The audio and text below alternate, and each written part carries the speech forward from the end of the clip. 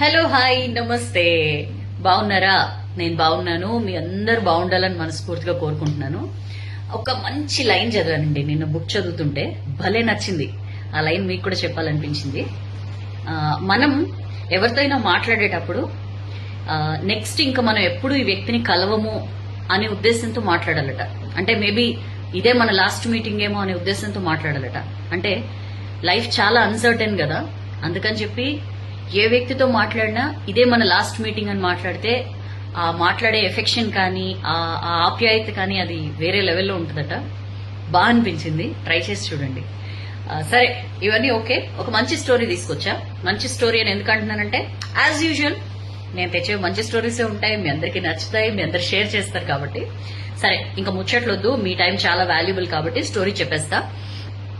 అనగనగా ఒక ఊళ్ళో, ఇది ఒక రియల్ లైఫ్ స్టోరీ అంట, ఎక్కడో చదివా నేను.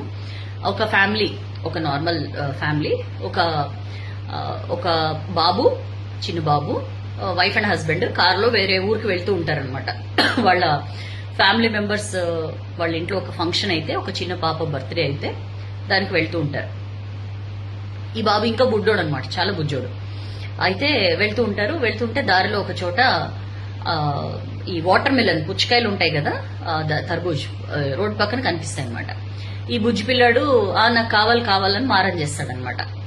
సరే చూసి రోడ్ సైడ్ కి కారు ఆపుతారు. వాళ్ళ వైఫ్ పిలుస్తుంది అనమాట. ఒక పాపాయి ఉంటుంది, ఒక పెద్ద ఏజ్ ఏం కాదు, మేబీ ఒక 10 to 12 years చిన్న అమ్మాయి పరిగెట్టుకుంటూ వస్తుంది అనమాట. కారు దగ్గరకు వచ్చి అప్పుడు ఇది వాటర్ మిలన్ పట్టుకుని వస్తుంది. ఎంతమ్మా అని అడుగుతుంది వైఫ్. ఆ కప్పులు ఉంటారు కదా, వైఫ్ అడిగితే చెప్తుంది అనమాట.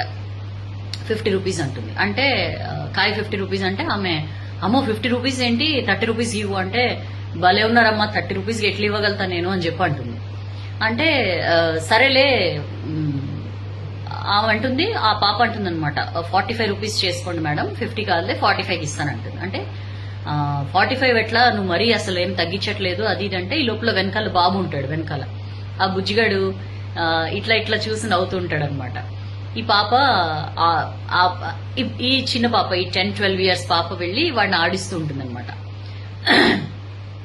ఆడిస్తూ అప్పుడు ఈమె అంటుందన్నమాట, చూస్తుంది వాళ్ళిద్దరు కాస్త ఎమోషనల్ గా ఉంది అమ్మాయి అని చెప్పి చూసి, నీ తమ్ముళ్లే కదా, నీ తమ్ముడు లాంటి వాడే, వాడి కోసం ఇవ్వచ్చు కదా, 40 రూపీస్ చేసుకో అని చెప్పి అంటుంది. అంతకు ముందు నేను తగ్గించను, 45 కంటే తగ్గించను అన్న అమ్మాయి నీ తమ్ముడు అనేసరికి పాపం 40 రూపీస్ చేసుకో అనగానే, సరే అమ్మా నా తమ్ముడు కోసం అని చెప్పి ఇట్లా ఆ బాబు చేతికి ఇస్తుంది అనమాట. వాడు చిన్నోడే, ఈ పాపయ్య కూడా చిన్నదే కదా, ఇచ్చేసరికి వాడు పట్టుకోలేక పడేస్తాడు. కాయ కింద పడి ఓపెన్ అయిపోతుంది, పగిలిపోతుంది అనమాట. ఆ అమ్మాయి వెంటనే అరే ఒక నిమిషం అని చెప్పి పరిగెట్టుకుంటూ వెళ్ళి మళ్ళీ ఇంకొక కాయ తీసుకొస్తుంది అనమాట.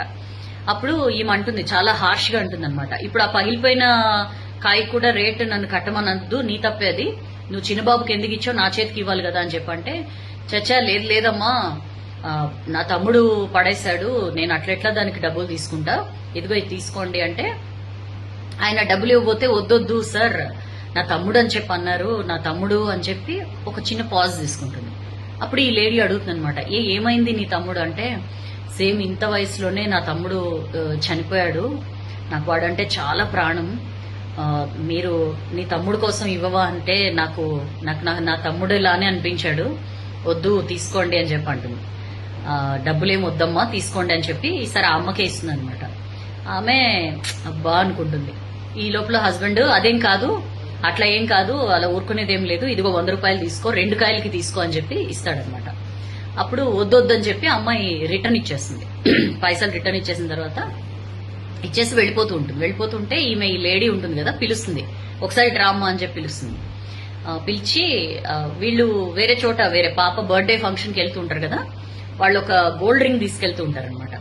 ఆ అమ్మాయిని పిలిచి గోల్డ్ రింగ్ ఇస్తుంది అనమాట. ఇస్తే ఆ అమ్మాయి అది చూసి, ఈ ఉంగరం నేనేం చేసుకోనమ్మా అంటుంది. అంటే నీ తమ్ముడు అని చెప్పి అన్నావు కదా, అంటే నీ తమ్ముడు వాడంటే నీకు నేను అమ్మ లెక్కనే కదా, అమ్మిస్తున్నాను, అమ్మ ఇచ్చేటప్పుడు కాదనకూడదు, తీసుకో అని చెప్పి అంటుంది. అంటే సరే అని పెట్టుకుని ఆ బాబుని ఇంకాసేపు ఆడిచ్చి వెళ్ళిపోతుంది అనమాట, చాలా హ్యాపీగా అమ్మాయి. సరే వీళ్ళు మళ్ళీ కార్ రీస్టార్ట్ చేసి వెళ్తుంటే ఆ హస్బెండ్ కి నవ్వుతూ ఉంటాడనమాట, నువ్వు 5 రూపాయలు 10 రూపాయలకి బేరం ఆడుతున్నావు, అలాంటిది ఒక గోల్డ్ రింగ్ ఇచ్చేసావే అమ్మాయికి అని చెప్పంటే, అంతకు ముందు ఆ అమ్మాయి ఎందుకు డబ్బులు ఎందుకు తీసుకోవంటే ఆ అమ్మాయి ఒక మాట అంటుందన్నమాట. నా తమ్ముడు అని చెప్పి అన్నారు, ఇట్లా అనుబంధాల్లో లాభ నష్టాలు చూసుకోకూడదమ్మా అంటుంది. ఆ మాట ఈమెకు స్ట్రైక్ అవుతుంది అనమాట. అప్పుడు అంటుంది, ఆ పాప చెప్పింది కదా అనుబంధాల్లో లాభ నష్టాలు చూసుకోకూడదని చెప్పి, అందుకనే నేను ఫీల్ అయ్యాను, ఎమోషనల్ ఇది ఫీల్ అయ్యి నేను ఆ గోల్డ్ రింగ్ ఇచ్చేసాను అమ్మాయికి అని చెప్పండి. ఇతను అనుకుంటాడు అనమాట. వెంటనే వాళ్ళ అన్నయ్యకి ఫోన్ చేస్తాడు. అంతకు ముందే వాళ్ళ అన్నదమ్ముల మధ్య ఒక ఆస్తి తగాదా జరుగుతుంటుంది. వెంటనే ఇతను వాళ్ళ అన్నకి ఫోన్ చేసి, అన్నయ్య పెద్ద బంగ్లా మీరు తీసుకోండి, నాకు చిన్నది ఇచ్చేయండి చాలు అని. అదేంటి నువ్వు దానికోసం కోర్టు కేసు కూడా వేసావు కదా, నా మీద ఫైట్ చేస్తున్నావు కదా, ఇప్పుడు ఏమైంది నీకు సడన్ గా అని చెప్పి అంటాడు వాళ్ళ అన్నయ్య. అంటే ఇతను అంటాడు, లేదన్నయ్య రిలేషన్స్ లో అనుబంధాల్లో లాభ నష్టాలు చూసుకోకూడదు, నాకు ఆ పెద్ద బంగ్లా కంటే మీతో అనుబంధం చాలా ఇంపార్టెంట్ అని చెప్పంటే పాపం అన్నయ్యకి అవతల కొంచెం కళ్ళు చెమర్స్తాయి అనమాట. సర్లే నువ్వైతే ముందు ఇంటికి రా, వైఫ్ ని బాబుని తీసుకుని ఇంటికి రా, మనం కలిసి కూర్చుని మాట్లాడుకుందాంలే, సెటరేట్ చేసుకుందాంలే అని చెప్పి పిలుస్తాడు. అంతకు ముందే చాలా కాలంగా మాటలు ఉండవు వాళ్ళ మధ్య. సో చిన్న స్టోరీ, చిన్న ఇన్సిడెంట్, ఒక చిన్న మాట ఎంత చేంజ్ తీసుకొచ్చిందో. మనం కూడా చాలా సార్లు అది ఫ్రెండ్షిప్ అయినా ఇంకా వేరే రిలేషన్షిప్ అయినా ఈ లాభ నష్టం, ఇట్లా వీళ్లతో ఇలా ఉంటే నాకేంటి లాభం, పెద్దల వీళ్లతో ఏం కాంటాక్ట్ చేయకపోయినా లేకపోతే వీళ్ళతో రిలేషన్షిప్ మెయింటైన్ చేయకపోయినా మనకు వచ్చే నష్టమేం లేదులే, ఇట్లా అయిపోయిందండి. చాలా మెకానికల్ గా అయిపోయాం మనం. బట్ మనం ఏదైనా ఒక రిలేషన్షిప్, ఒక అనుబంధం ఏర్పరచుకున్నప్పుడు ఇందులో లాభం ఏంటి నష్టం ఏంటి అని ఎప్పుడూ ఆలోచించకూడదు. చాలా సెల్ఫ్లెస్ గా ఉండడానికి ట్రై చేయండి. అప్పుడే ఆ అనుబంధానికి సంబంధించిన వాల్యూ మీకు తెలుస్తుంది, దాన్ని కరెక్ట్ గా ఎంజాయ్ చేయగలుగుతారు. చాలా చిన్న స్టోరీలో మంచి గొప్ప వాల్యూ ఉంది. నాకైతే బాగా నచ్చింది. మనందరికీ కూడా ఖచ్చితంగా ఇది కనెక్ట్ అవుతుంది అనుకుంటున్నాను. మీకు కూడా నచ్చితే షేర్ చేయండి. ఒకవేళ మీకు నచ్చకపోయినా షేర్ చేయండి. మీ ఫ్రెండ్స్ లిస్ట్ లో ఎవరికైనా ఈ స్టోరీ నచ్చొచ్చు. సో ఎప్పుడు చెప్పేదే, నచ్చితే లైక్ చేయండి, బాగా నచ్చితే షేర్ చేయండి. షేర్ చేయడం ఎందుకంటే మనం నేర్చుకున్న మంచి 10 మందికి పంచితే మంచిని సొసైటీలో పెంచిన వాళ్ళం అవుతాం మనం. సో నెక్స్ట్ స్టోరీ కోసం వెయిట్ చేయండి. లాస్ట్ వీడియోలో సౌజన్య అలా అయిపోయావేంటి, సౌజన్య అదేంటి అలా ఉన్నావు చాలా మంది తమ బాధని వెలిబుచ్చారు. ఏమీ కాలేదండి, కొంచెం సిక్కైన మాట వాస్తవమే. బట్ అగైన్ ఇది నా ప్రొఫెషనల్ లుక్. అది ఇంట్లో ఉన్నప్పుడు నేను ఆ రోజు పూజ అది చేసుకుని వీడియో చేశాను.